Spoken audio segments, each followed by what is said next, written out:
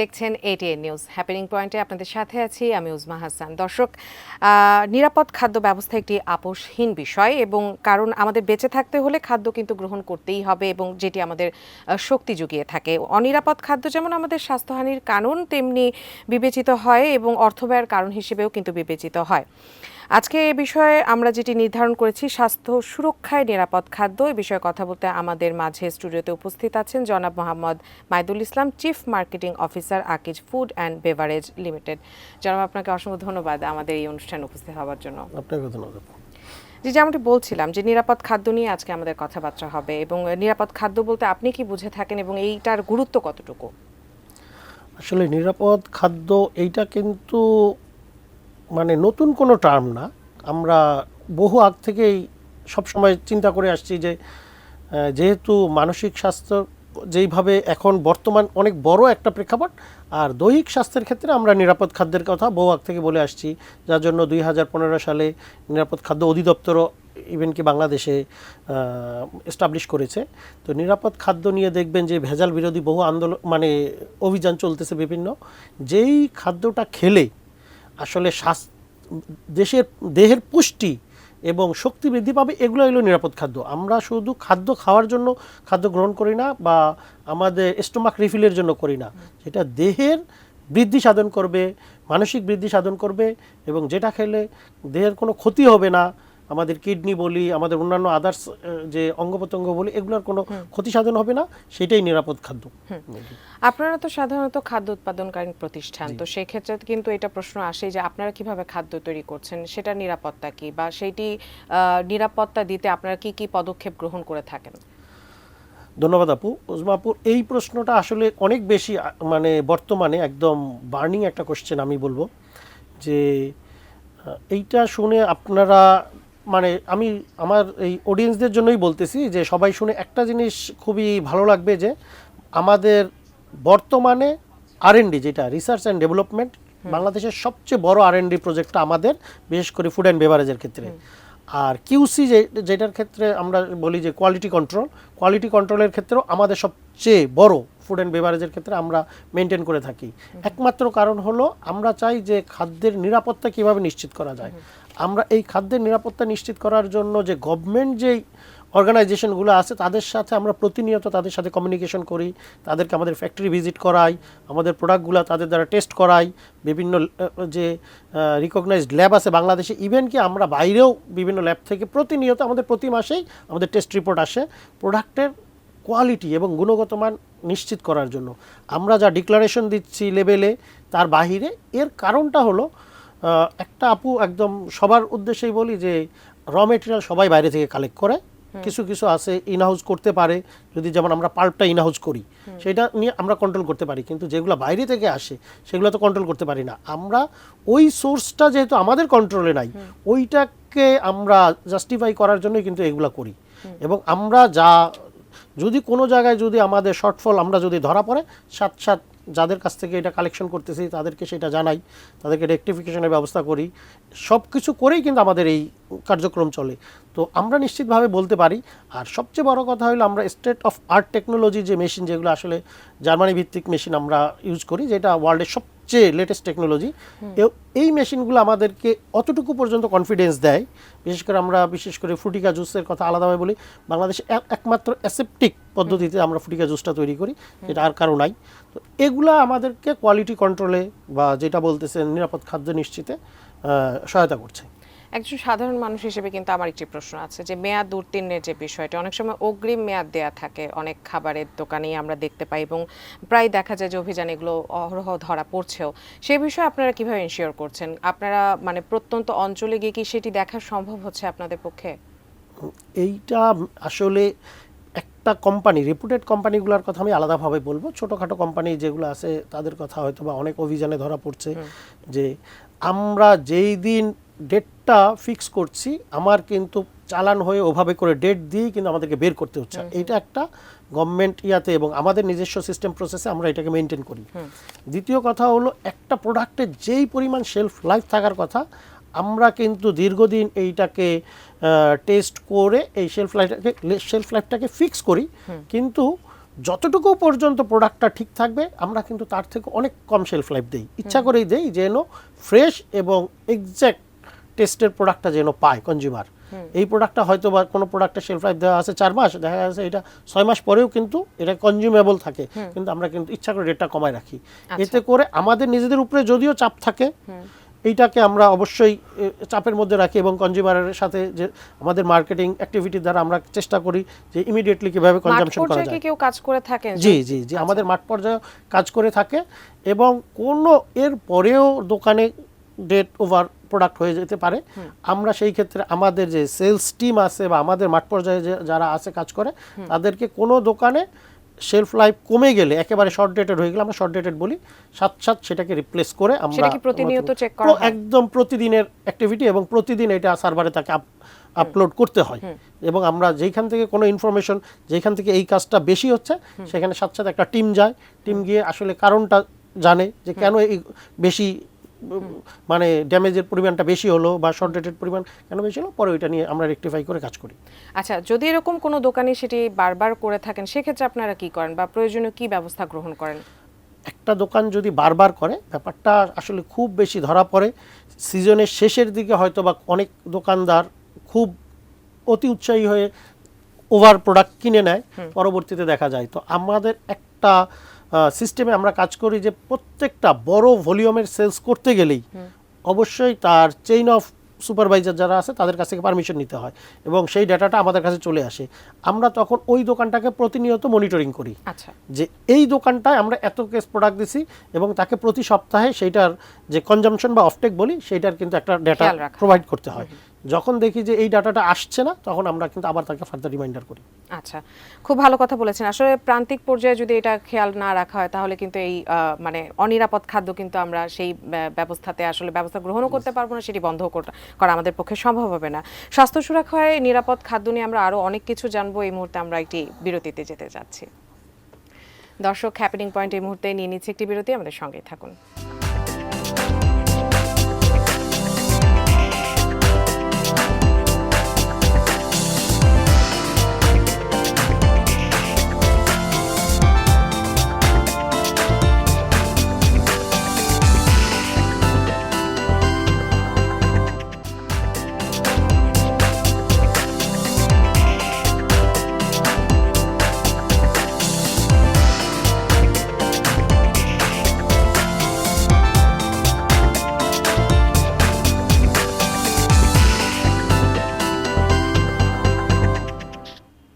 বিরতির পর হ্যাপেনিং পয়েন্টে সবাইকে আবারও স্বাগত। দর্শক, আমরা জানছিলাম স্বাস্থ্য সুরক্ষায় নিরাপদ খাদ্য নিয়ে।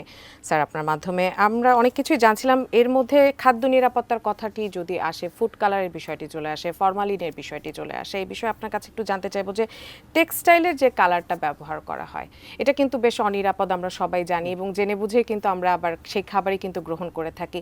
সেটি বন্ধ করতে আসলে কি কি পদক্ষেপ নেওয়া উচিত এবং আপনারা ফুড কালারের ক্ষেত্রে কি নিয়মাবলীগুলো ফলো করে থাকেন, সেগুলো একটু জানতে চাইবো।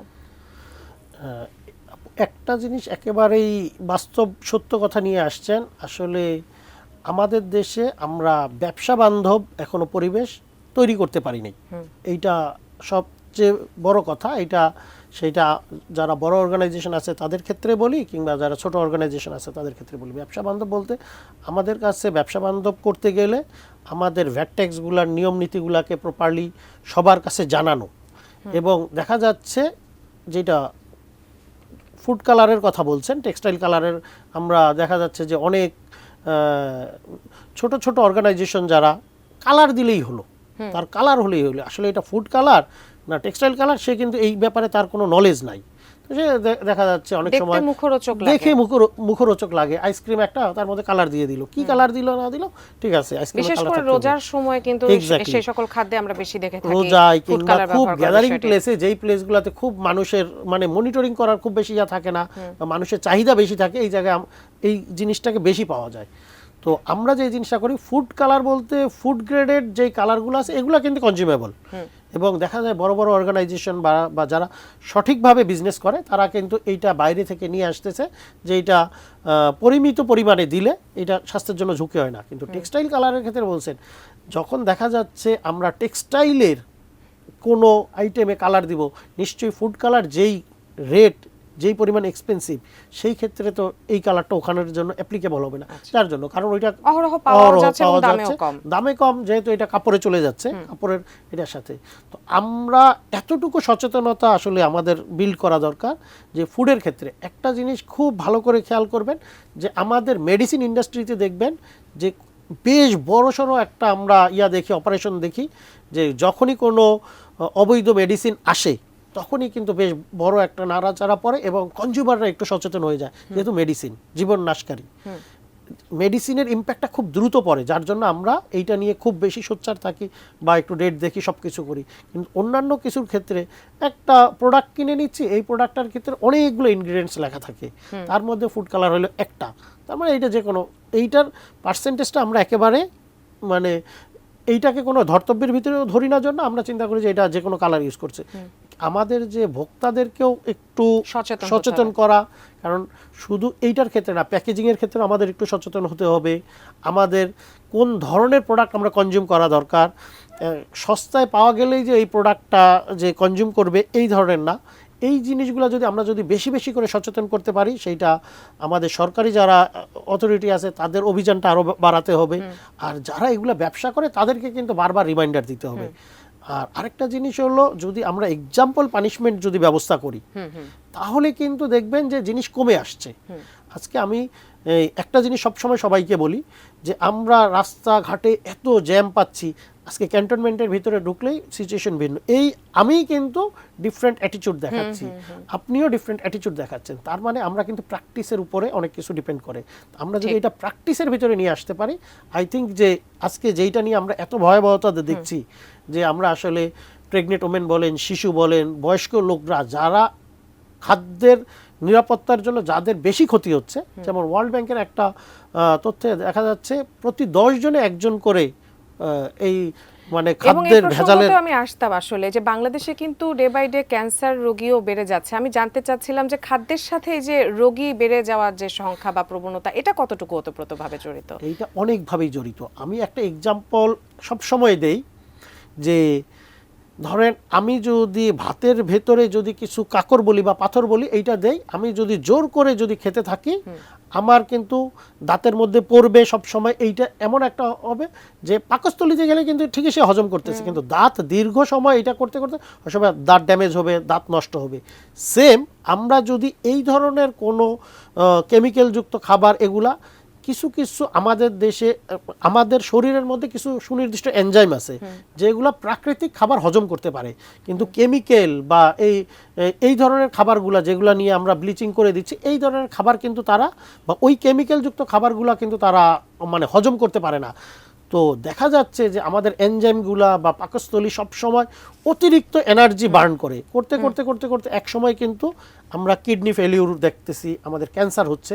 এগুলোই কিন্তু এর কারণ। বাংলাদেশে কি এটার পরিমাণটা একটু বেশি কিনা? কারণ আগের সময় যদি আমরা চিন্তা করতাম, একটু আমি সাধারণভাবেই জিজ্ঞেস করি, আমাদের মা খালা বা আমাদের দাদা নানিরা তারা বেশ সুস্থ থাকতেন, কিন্তু এখন কিন্তু বেশ আমাদের এই যে খাদ্যর বিষয়গুলো বেশ নাড়া দিচ্ছে ইদানিং, এবং এটা নিয়ে বেশ আমরা চিন্তায়ও পড়ে গিয়েছি। এটি কেন?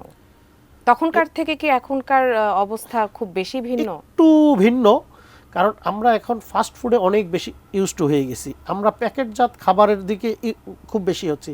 আমরা প্যাকেটজাত করতেছি, দিস ইজ গুড সাইন। কিন্তু এই প্যাকেটজাত খাবারটা আদৌ যিনি প্যাকেট করছেন উনি বিএসটিআই কিংবা অন্যান্য ফুড সেফটি অথরিটির রুলস রেগুলেশন মেনে করছেন কিনা, এইটা কিন্তু জরুরি। যদি এসব মেনে করে তাহলে কিন্তু কোনো সমস্যা নাই। কিন্তু দেখা যাচ্ছে একজন স্বল্প পুঁজির ব্যবসায়ী, সে কিন্তু তার প্রফিটের জন্য সে কিন্তু প্যাকেট করতেছে, মনে করতেছে সেল করলেই হয়ে যাচ্ছে। তো আজকে আমরা ফাস্টফুড যখন করতেছি, ফাস্টফুড দেখতে যত লোভনীয় থাকে, যত বেশি সেটা লুক্রেটিভ হয়, তত মানুষের কাছে এটা আকর্ষণীয় এবং মানুষ কিনে খাচ্ছে।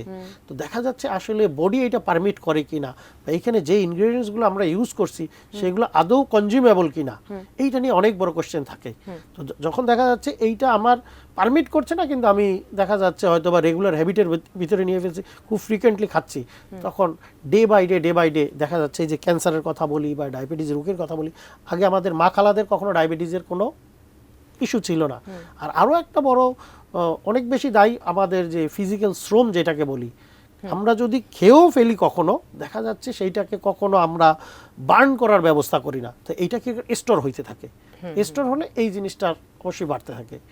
আমি এই সুবাদে আরেকটা ইয়ার কথা আসি, যে দেখবেন বাহিরে বিশেষ করে থাইল্যান্ডে গেলে আমরা দেখি ফ্রেশ ফ্রুট খাচ্ছে, কারণ ওরা ওইটা কালচারের ভিতরে নিয়ে ফেলছে, রাস্তাঘাটে ফ্রেশ ফ্রুট এরকম, এবং শেষ হলে তারা কালচারের ভিতরে নিয়ে ফেলছে। আর আমাদের দেশে আমরা দোকান মানে মাঠ থেকে ব্যর্থতা কাদের, তারা কালচারে নিয়ে আসতে পেরেছে, আমরা কেন এতদিনও পারছি না? কিন্তু আমরা বারবারই বলছি কিন্তু খাদ্য নিরাপত্তার কথা। আমরা নিয়ে আসছি না কারণ আমাদের আসলে ওই ফ্যাসিলিটি নাই। আমরা যে কোনো সবজি, ফ্রুটসের কথা পরে আসি, যদি সবজির কথাই বলি, আমাদের প্রথমের একটা থাকে আমাদের ট্রান্সপোর্টেশন এবং সব কিছু নিয়ে অমুক বাজারে গিয়ে সেল করতে গেলে আমাকে এটা 8 থেকে 10 দিন ফ্রেশ রাখতে হবে। ফরমালিনের বিষয়টাও কিন্তু আছে। এক্স্যাক্টলি, ফ্রেশ রাখতে হবে। তখন আমরা মাঠ পর্যায় থেকেই দেখা যাচ্ছে মধ্যস্বত্বভোগী হোক বা কৃষকের দ্বারা হোক, এটাকে অ্যাডাল্ট্রেশন চলে আসতেছে। তো এই জিনিসটা প্র্যাকটিস করতে করতে এমন একটা পর্যায়ে আমাদের চলে আসছে, আমরা কিন্তু ইন্ডাস্ট্রি লেভেলেও এই জিনিসটা প্র্যাকটিস করা শুরু করেছি। তো দেখা যাচ্ছে যে বেশি সময় ধরে রাখতে হবে, বেশি ফ্রেশ রাখতে হবে, বেশি দিন টিকতে হবে, এইটাই হলো আমাদের মাথায় কাজ করে। আমাদের হাতে খুব সময় খুব বেশি নেই। আমি দুটি প্রশ্ন করব এবং খুব ছোট করে যদি উত্তরগুলো দিতেন। একটি হচ্ছে যে ফরমালিনের বিষয়টা কিন্তু আসে, প্রিজার্ভেশন একদম A to Z, আমি বলবো যে শাকসবজি ফলমূল থেকে শুরু করে একদম সব কিছুতে এটা ব্যবহার করা হচ্ছে। এটার জন্য কঠোর কি ব্যবস্থা নেওয়া হচ্ছে বন্ধ করার জন্য? আর আমরা দেখে থাকি যে রোগীদের ক্ষেত্রে আমরা যখন দেখতে যাই সাধারণত ফলমূল নিয়ে যাই, সেটি কি আসলে আমরা তার জন্য উপহার নিয়ে যাচ্ছি নাকি আসলে বিষ নিয়ে যাচ্ছি? এটি একটি প্রশ্ন থাকবে আপনার কাছে। এবং পরবর্তী প্রশ্নটি আমি একেবারেই আপনার সাথে করছি। আপনার খুব ভালো একটি স্ট্যান্ড নিয়েছেন ফিলিস্তিন এবং যদি ইসরায়েলের প্রসঙ্গটা আসি, তারপর কিন্তু মোজোর যে মার্কেটিংটা সেটি কিন্তু একটা অনেক বড় স্ট্যান্ড নিয়েছে। এরপর আপনাদের ফলাফলটা কিরকম এসেছে সেটিও জানবো। ফ্রুটসের কথা যেটা বলছেন, রোগীদের কাছে যেটা আমরা নিয়ে যাচ্ছি যে ফ্রুটস, আসলে এইটা নিয়ে মতপার্থক্য আছে। কারণ আমরা যদি দেশীয় ফল নেই, সেই ক্ষেত্রে অনেক ব্যবসায়ী আছে যারা ক্লেম করছে যে অর্গানিক ফ্রুটস তারা প্রোভাইড করছে, কিন্তু আমরা যদি বাইরে থেকে যে ফ্রুটসগুলো আসতেছে, এইটা ডেফিনেটলি একেবারেই নির্দ্বিধায় আমরা বলতে পারি এইটার মধ্যে অবশ্যই যে কোনোভাবে হোক, ফরমালিন হোক, প্রিজারভেটিভ হোক, যে কোনো কিছু প্রোভাইড করেই এটা আসলে আনা হয়। না হলে এতদিন ধরে এত শিপে করে জার্নি করে এসে আসলে এই ফ্রুটস এখানে প্রোভাইড করাটা, এতদিন বাজারে থাকাটা আসলে ডিফিকাল্ট। তো আমার এই ক্ষেত্রে সাজেশন হবে যে আসলে রুগী দেখতে যাওয়ার সময় যে ফ্রুটসের কথা যেটা বলতেছেন, এই ধরনের ফ্রুটস না নেওয়াটাই বেটার। এটা হলো ইয়াতে আমরা হেলদি অনেক ফুড আছে, বা ডাক্তাররা অনেক সময় আমাদেরকে অনেক সময় দেশীয় ফলমূলে অভ্যস্ত দেশীয় ফলমূলে অভ্যস্ত হইতে পারে। ডাক্তাররা অনেক সময় অনেক ফুড সাজেস্ট করে, যেই সাজেশনগুলা আমরা যদি মেনটেন করি তাহলে হয়তো বা আমাদের অনেক ভালো কাজ করবে।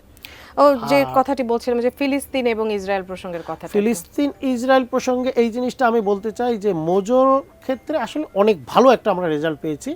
এই রেজাল্টটা আমি বলবো আমার এক্সপেকটেশনের থেকে অনেক বেশি ছিল এইটা। তো ডে বাই ডে আমরা যেই কাজটা করেছি, যে মোজোর যা মানে আমাদের ক্যাপাসিটি ছিল, আমরা কিন্তু ফুল ক্যাপাসিটি কিন্তু ইউটিলাইজ করার পরে কনজিউমারের ডিমান্ড মিট করতে পারি নাই। তো এই সুবাদে একটু দর্শক শ্রোতাদেরকে বলে রাখি যে আমরা ক্যাপাসিটি ইনক্রিজ করতেছি। আগামী জানুয়ারি থেকে আমাদের এই নেক্সট মান্থ থেকে আমাদের ক্যাপাসিটি ইনক্রিজ হচ্ছে, এবং চাহিদা অনুযায়ী আমরা হয়তো বা মোজো প্রোভাইড করতে পারবো। ভবিষ্যতে এরকম আর কোনো প্ল্যান আছে কিনা? ভবিষ্যতে আমরা আমাদের অন্যান্য যেই ব্র্যান্ডগুলো আছে, এই ব্র্যান্ডগুলো নিয়ে, যেহেতু আসলে আমরা দেখতেছি একটা চেঞ্জিং এনভায়রনমেন্টের ভিতর দিয়ে যাচ্ছে, জেনজি একটা বেশ বড় একটা চেঞ্জ আনছে, আমরা এগুলাকে বারবার স্টাডি করছি, করে ডিফারেন্ট মুডগুলা কিভাবে নেওয়া যায়, কিভাবে আসলে দেশের মানে কান্ট্রি বিল্ডিংয়ে কাজ করা যায়, এগুলো নিয়ে আমরা কিছু ক্যাম্পেইন হয়তো আমাদের খুব সামনেই দেখতে পাবেন আপনারা অন্যান্য ব্র্যান্ড নিয়ে। আপনাকে অসংখ্য ধন্যবাদ আজকে আমাদের এই অনুষ্ঠানে যুক্ত হয়ে। অনেক কিছু আমরা জানতে পেরেছি আপনার মাধ্যমে নিরাপদ খাদ্য বিষয়ক সম্পর্কিত। ধন্যবাদ। দর্শক, আজকে আমাদের হ্যাপেনিং পয়েন্ট এই পর্যন্ত। পরবর্তী হ্যাপেনিং পয়েন্টে আমরা আবারও নতুন কোনো বিষয় নিয়ে আপনাদের মাঝে উপস্থিত হব। ততক্ষণ পর্যন্ত সাথেই থাকুন, সঙ্গে থাকুন এটিএন নিউজে।